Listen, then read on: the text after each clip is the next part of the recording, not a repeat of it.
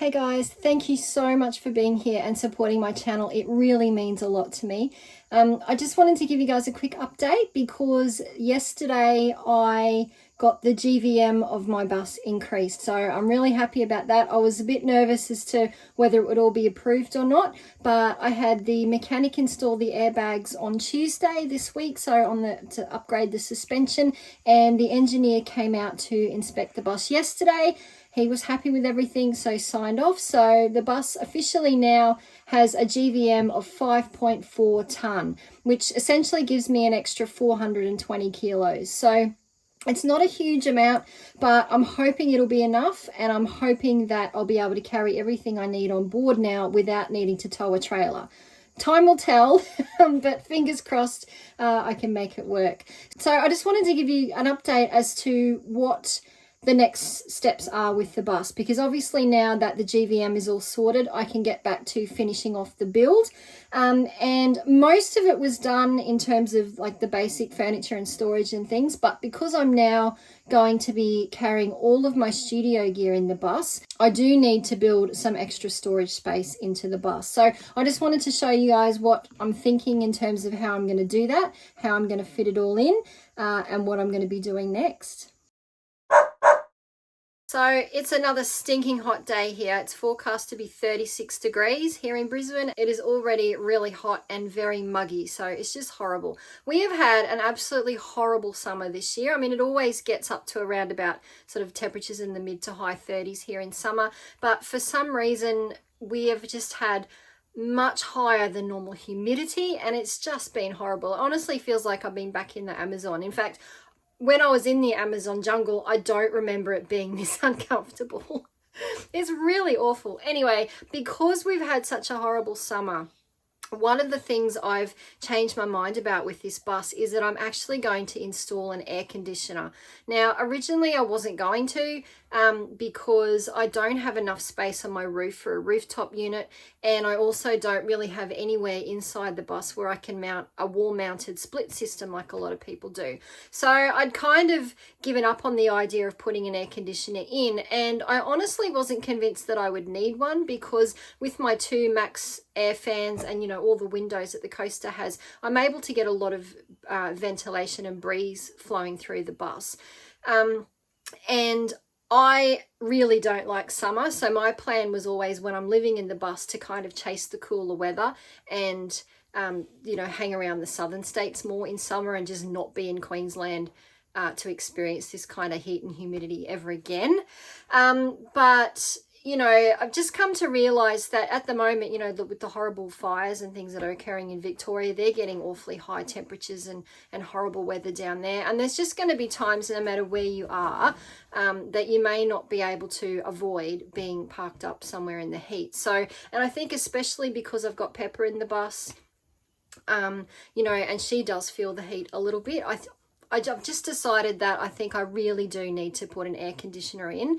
And the thing that kind of swayed my decision in the end was because I came across a different sort of air conditioner that doesn't need to be mounted on the roof or the wall, that can actually go just in a storage cabinet or under a bed or something. They're called under bunk air conditioners, and I've seen a couple of people in my Facebook groups post about installing them. They get really good reviews, so I looked into them and I've decided that that's what I'm going to do. So I'm actually going to be putting an air conditioner under the bed in the bus, and it's going to take up a fair bit of room. They're about 600 mil long and 400 mil wide, so it's going to take up a little bit of the storage space that I had under my bed. But I just think with the way the weather is these days, I'm just not going to be able to live full-time comfortably in the bus without an aircon. So that's the first thing that I'm going to be installing, because I've purchased the aircon and it's here ready to go.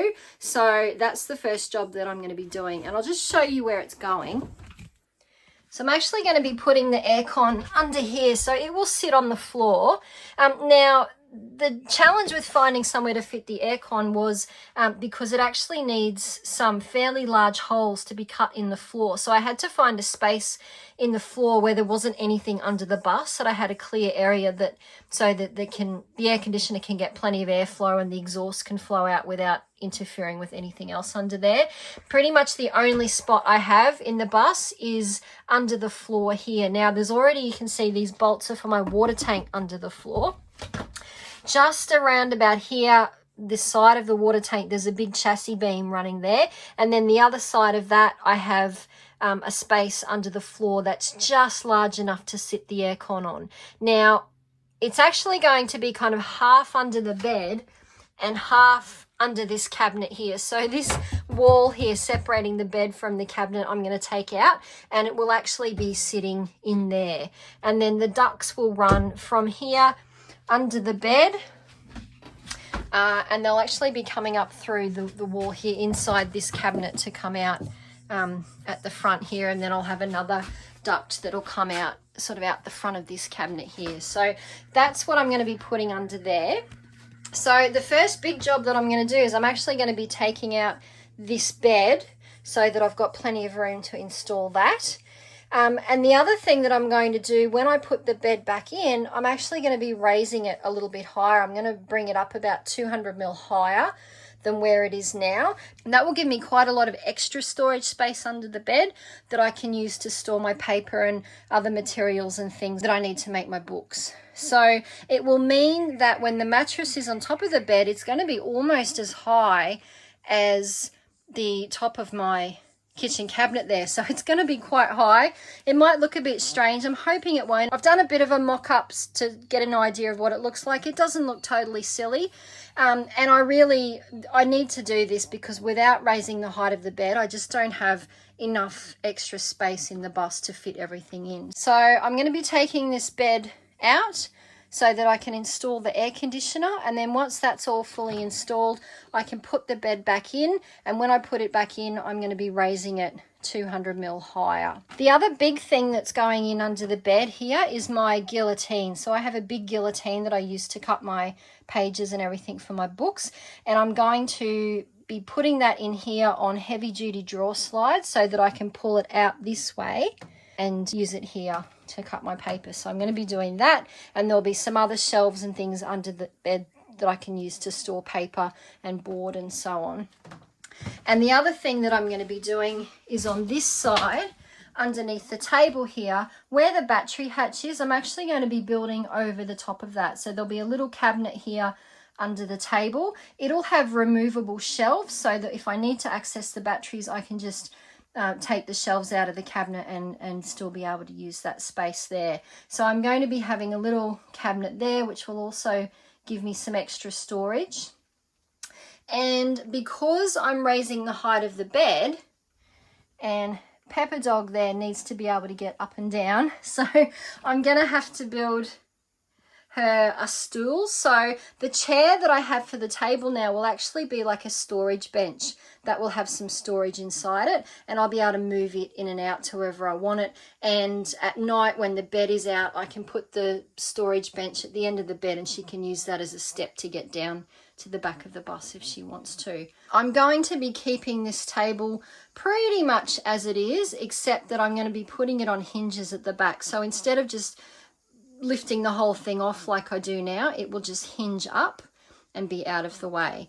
And then underneath that, I'm still hoping to put my digital piano. So I know it seems like a crazy indulgence to have a piano in the bus of all things, but it is a digital piano. It only weighs about 15 kilos, and I'm really hoping I can fit it in because this bus is going to be my full-time home.